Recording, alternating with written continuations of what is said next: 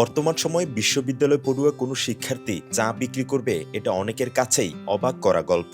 কিন্তু জীবনের তাগিদে মোহাম্মদ জিহাদ নামের এই শিক্ষার্থী চা বিক্রি করে নিজের পড়ালেখার খরচ নিজেই বহন করছেন।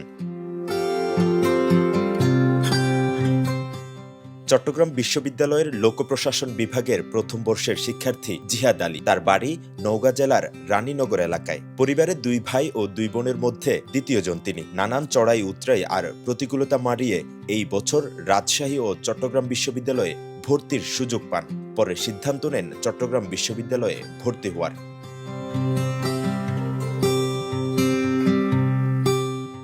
জিহাদের বাবা কৃষক আর মা গৃহিণী। টানাপোড়েনের এই সংসারে তাকেও কাজে নামতে হয়। এর আগে কখনো নিজেদের জমিতে, কখনো আবার অন্যের জমিতে কাজ করতে হয়েছে তাকে। বিশ্ববিদ্যালয়ে নিজের খরচ বহন করতে চলতি বছর অক্টোবর মাসে শুরু করেন মার্চেন্ট অফ সিউ নামের এই চায়ের দোকান। আমি কিন্তু রাবিতেও চান্স পাইছিলাম, তো ওখানে ভর্তি হয়নি। এখানে ভর্তি হওয়ার কারণ যে টিউশনে করাবো, দিন শেষে আমি টিউশনে করাচ্ছি না, আমি করতেছি কি চাবি করতেছি। আমি এটা শুরু করছি আমার নিজের খরচ চালানোর জন্য, পড়াশোনা খরচ চালানোর জন্য। আর এখানে ভর্তি হওয়ার পরে আমি টিউশনে খুঁজে টিউশনে মন মতো পাই না। অনেক চিন্তা ভাবনা করলাম। আমার ম্যাথের এক বড় ভাই ছিল, ভাইরে বললো দেখো এখানে তো চা সবাই খায়, সবাই চা বিক্রি করে, কিন্তু আমরা যারা চা খায় অপরিচিত দোকানে, আর তুমি দোকান দিলে আমরা তোমার ওখানে খাবো।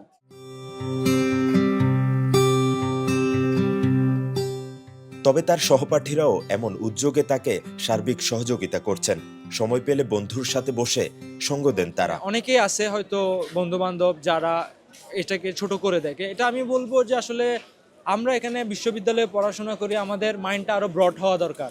কিন্তু অনেকে হয়তো শিক্ষিত হলেও প্রকৃত শিক্ষিত হতে পারে না, যার কারণে তারা মানে পেশাকে ছোট করে দেখছে।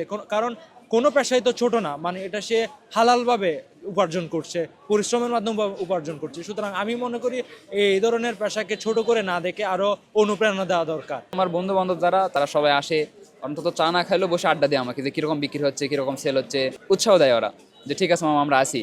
চট্টগ্রাম বিশ্ববিদ্যালয় শাটল ট্রেন স্টেশনে চেয়ার টেবিল পেতে চা বিক্রি করেন তিনি। বিকেল 4:30 থেকে রাত 9টা, আবার কখনো 10টা পর্যন্ত চলে জিহাদের চা বিক্রি। দৈনিক 5 থেকে 6 ঘন্টার বিক্রিতে যা আয় হয় তা দিয়ে চলতে পারেন জিহাদ। উপকরণ আদা, লেবু, আর আমি পানিতে দেই এলাচ, দারচিনি, লবঙ্গ, গোলমরিচ, এগুলা।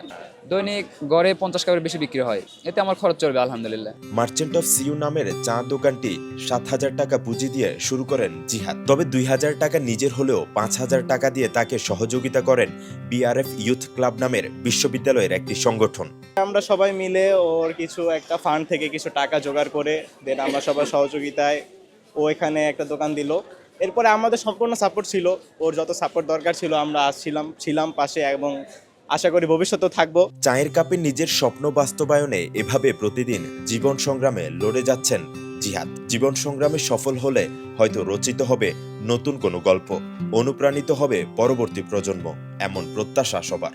যারা এখানে ক্যাম্পাসে আছে, টিউশনে করাতে পারতেছে না, তাদের উচিত কিছু শুরু করা। আমি চাবি করতেছি, তারা অন্য কিছু শুরু করুক বা চাই শুরু করুক। যে কোনো কাজ শুরু করলে সেই কাজটা ধীরে ধীরে ভালো বিল্ড আপ হবে। শুরু না করে শুধু করব বা টিউশনে পাবো এই আশায় না থাকে, আমার মনে হয় শুরু করা উচিত।